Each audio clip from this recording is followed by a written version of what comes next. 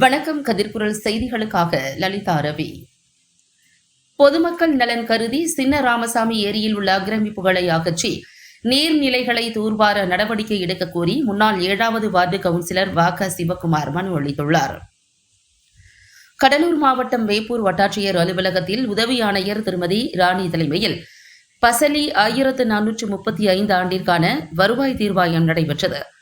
இதில் வேப்பூர் தாலுகாவிற்கு உட்பட்ட வரமனூர் ஊராட்சியில் உள்ள சின்ன ராமசாமி ஏரியில் உள்ள ஆக்கிரமிப்புகளை அகற்றி நீர்நிலைகளை தூர்வாரி விவசாய பயன்பாட்டிற்கு கொண்டுவர வேண்டும் என முன்னாள் 7வது வார்டு கவுன்சிலரும் சமூக ஆர்வலருமான வ.க. சிவக்குமார் கோரிக்கை மனு அளித்தார்.